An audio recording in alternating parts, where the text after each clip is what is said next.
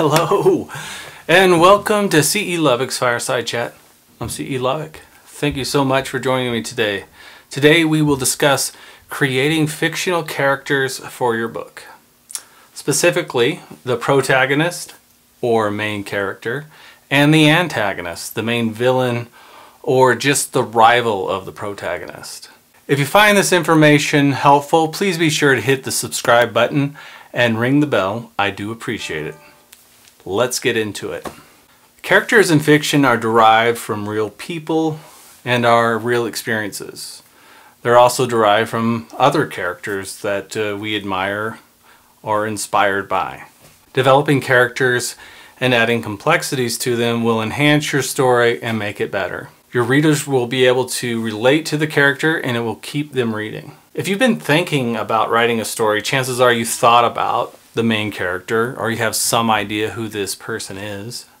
But I would suggest you enhance this character even further because the way the character is at the beginning of the story may not be how they are at the end. Keep in mind these are just examples and they may not be applicable to your story, but I hope they can help you. Here's one of my guys I sketched up. I like having visuals. It kind of helps me bring to life my characters. So let's talk about character personality. Personalities are complex, but there are 4 personality types to help you define your character. Type A, very ambitious, organized, impatient, anxious, proactive, very competitive, works at an urgent pace. Type B, easygoing, relaxed, creative, patient, low stress, casual, and carefree. Type C are very organized, perfectionist, very technical, bogged in details, like routine, think scientists. Type D, worried, sad, irritable, hopeless, pessimistic, avoid social situations, and are sometimes depressed. I think the most interesting characters are probably a mix of all these, but leaning towards a certain type. Another question you should ask, how does your character show emotion, like love, anger, sadness, happiness? Present conflicts and challenges to the character and how they would respond. How do they respond to physical confrontation? Their response before and their response after the turning point in the story. Now this is important. The turning point is a significant event in the story that causes a behavioral change in a character. In our example, how does he/she react to physical confrontation? Before, cowers in fear or runs away, and after the turning point, stands up for him or herself and fights back. You can apply these to other scenarios as well, like how does she react to being outsmarted? How does she respond to failure? How does she react to being betrayed?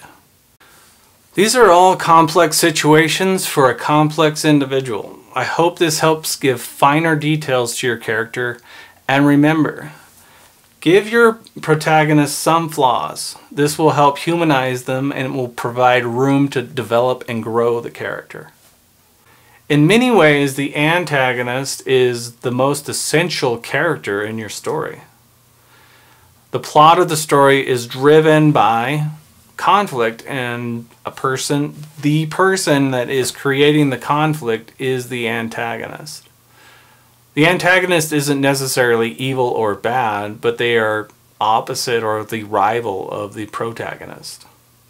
The antagonist is the hero of their story. They believe they are doing good, or at least good for them. Antagonists are ambitious. They have dreams and goals too. So you need to define what those dreams and goals are when you are creating this character. The overarching characteristic of a good antagonist is their incredible strength, be it physical, mental, psychological, or all of the above. They are imperfect, so they do show their weakness sometimes. The antagonist will define the parameters of the conflict. Your story is in the antagonist's world and your protagonist lives in it. They have the upper hand and they are the aggressors. They have the upper hand, at least at first. Their presence is felt throughout the story, even if they aren't in a scene. And I would present them with challenges and record how they would respond, just as you did with the protagonist.